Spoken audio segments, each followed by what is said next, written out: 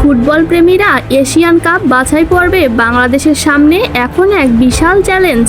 সিঙ্গাপুরের বিপক্ষে হার অবশ্যই হতাশ করেছে, কিন্তু এখনও সব শেষ হয়ে যায়নি।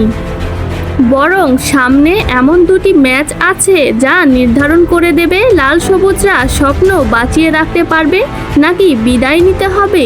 আর ম্যাচগুলো হবে হংকংয়ের বিপক্ষে। সি গ্রুপ এখনও পর্যন্ত বাংলাদেশের ঝুলিতে আছে মাত্র 1 পয়েন্ট, ভারতের সামনে 1 পয়েন্ট। তবে তারা এখনও গোল শূন্য। বাংলাদেশের করা একমাত্র গোলই এখনও এগিয়ে রেখেছে লাল সবুজের 3 নম্বরে, আর ভারত আছে 4 নম্বরে।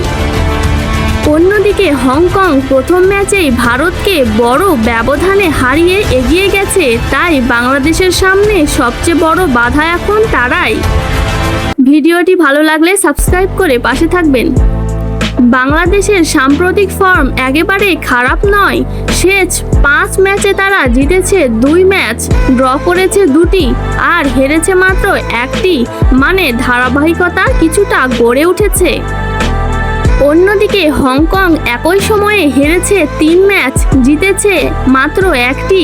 তাদের ডিফেন্সও নড়বড়ে মনে হয়েছে বেশ কয়েকবার। তাই বাংলাদেশ যদি মনোযোগ ধরে রাখতে পারে তাহলে হংকংয়ের বিপক্ষে জয়ের সম্ভাবনা একেবারেই উড়িয়ে দেওয়া যায় না।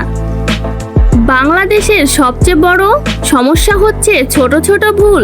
সিঙ্গাপুরের বিপক্ষে যেমন মুহূর্তের ভুলেই 2 গোল হজম করতে হয়েছে, কিন্তু ইতিবাচক দিক হলো লাল সবুজরা গোল করতে পেরেছে, যা ভারত এখনো পারেনি।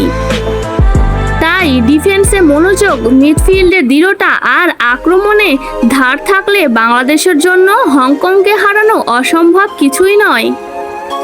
এবার আসি সেই তথ্যের দিকে যেটার জন্য আপনারা অপেক্ষা করছিলেন।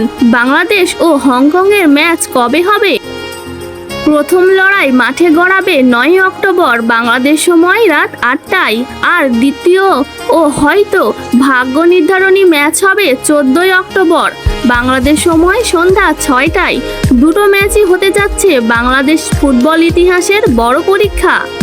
অবশেষে বলা যায়, এশিয়ান কাপের মূল পর্বে টিকে থাকতে হলে বাংলাদেশকে এই ম্যাচগুলোতে সর্বোচ্চটা দিতে হবে। সাফল্য আসলে নতুন ইতিহাস, আর ব্যর্থতা মানেই স্বপ্নভঙ্গ। এখন দেখার বিষয়, লাল সবুজরা হংকংয়ের দেওয়াল ভেঙে সামনে এগোতে পারবে কি।